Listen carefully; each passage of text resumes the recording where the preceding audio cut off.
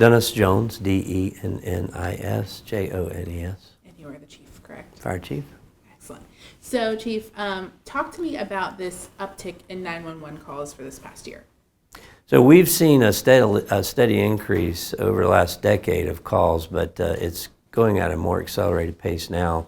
The previous year we had 109,000, just over 109,000. This year we were well over 113, so more than 4,000 call increase, which is basically a 4% increase in call volume, and that does put a lot of stress on our service. Why do you think that's happening? Well, the obvious reasons are the population growth. We're one of the fastest growing counties in the state and the United States as well.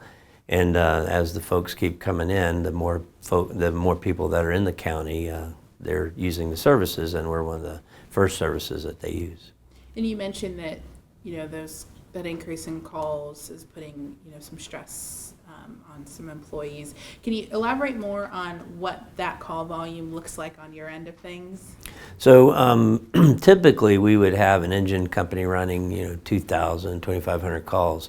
We have numerous engines now running well over 3,000 calls, and rescue cars running a similar number of calls with the ambulances. So what happens is more of the units are out of service running other calls at the time of the next call stacking. And so we're pulling units from the next available station, the next closest station. So they're running longer distances, which increases response time. And for fire and EMS calls, like life safety and life in itself is very much affected by the time that it takes us to respond. If somebody's not breathing, we need to get there in just a few minutes before permanent damage occurs. When a house fire occurs, the fire gets bigger at a certain pace, but you get to a certain point and the entire structure is now engulfed in flames and the building's in a total loss. If we can get there early, we can disrupt that fire growth pattern. We can stop the fire in the area of origin and before it spreads to the rest of the house. And we can, for the medical calls, we can do medical treatments to restore the breathing, get the heart going again, medications that we can give, but it requires us to get there quickly. What are you guys doing to help combat this problem and help create more opportunities for service for people in need? We've tried a lot of things. We implemented squad, which are SUVs or pickup trucks that can get there quickly and do some immediate triage of the patient and treatment. They can't transport and they can't flow water, so they can't fight fire and they can't get you to the hospital where the definitive care is.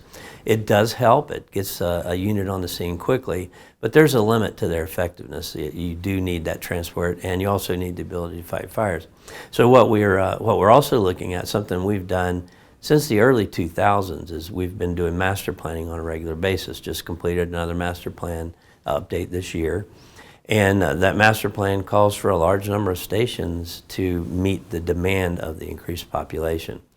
We're also concerned with traffic congestion, and we're trying to do innovative things there, like traffic light control to give us green lights to respond, something we're working on. Probably the biggest thing is the master plan.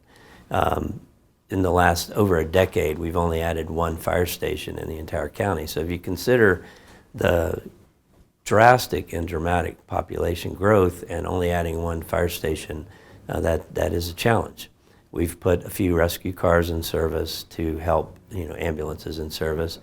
And we are building 2 fire stations this year, but those won't go online probably till the end of 2021. So it's a long process to get those extra stations, and really the only way to solve the problem is to add response units to bring that call volume down. Bring the call response time down to that increased volume.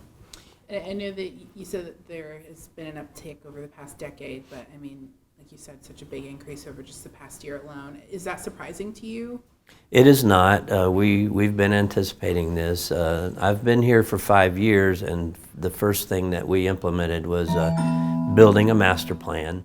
And we've been seeing that steady increase, and it has been increasing over the last few years, the rate at which the call volume is increasing. And our goal, we want to get there quickly and deliver the service that the citizens expect. And we definitely are impacted by the population growth. More people, more calls, and ultimately what the need is more fire stations, more personnel. Anything else that you'd like to add?